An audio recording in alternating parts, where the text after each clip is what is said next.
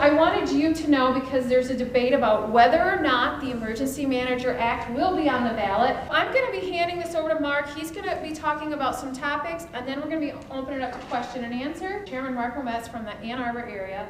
He's also in his first term, but he has a very impressive degree in the private sector, and I'll tell you, he's been a treasure to me in the legislature because he brings so much experience, just practical, real-life experience. Welcome, Chairman Ouimet. So the emergency manager, City of Detroit, was spending about $280,000 a day they didn't have over and above their revenue source. And they've been doing that for a long time. If you took all of the City of Detroit debt, both in terms of operating expense and pension, there's somewhere around $12.5 to $14 billion unfunded. Now, to put that in perspective for you, we, Margaret and I, have the opportunity to vote on about $8 billion worth of expenditures that we have direct control over, meaning schools, prisons, social programs. So if you had to take all of the money for a year and a half, or almost 2 years, from the state in order to balance their budget, that is the challenge that the mayor and city council are facing. You know, the footprint of the City of Detroit is one of the, if not the largest, one of the largest cities in the United States. And it was built for about 2.5 million people. They're at 712,000 people. So there's a lot of empty space, both in terms of down corridors that only you may have one house, and there may be 50 empty houses. Well, when you got to supply city services to that, it is just too costly.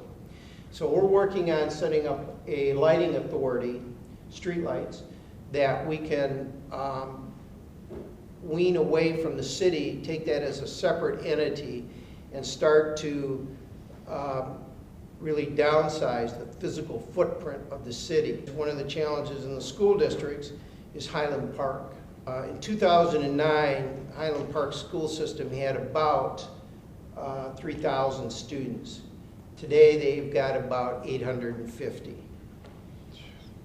And the reduction in staff has not followed the level of reduction in school size. But let me relate it back to what I do know, and that's Western Washtenaw County.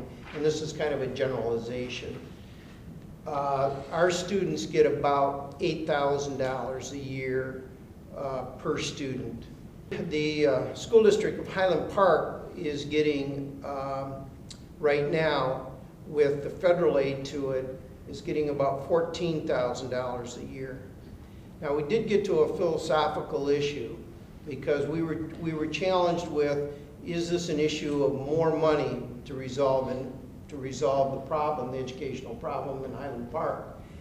The vast majority of the state legislature felt that that wasn't an issue of money, it was an issue of quality. So what we did is we added another $4,000 in partnership with the students, because that's what this is about. It's about kids. It's not about school structure. We allowed a $4,000 grant for every student wherever they wanted to go to get their education, thus giving the parents and the children the opportunity to choose a school system, and allows them to go where they feel they can get their education. And that has been, the early feedback we've had on that has been very positive, both in terms, but as the school year ends, we do need to readdress what's going to occur. There's a great deal of confidence in the leadership in Detroit that wants to tackle President Pugh, who is president of their council, and the mayor. I'm just personally editorializing, and I'm not speaking for the governor. I personally think both of them get it. They know that, and they were on board for them to hire, in conjunction with the state, a chief financial officer.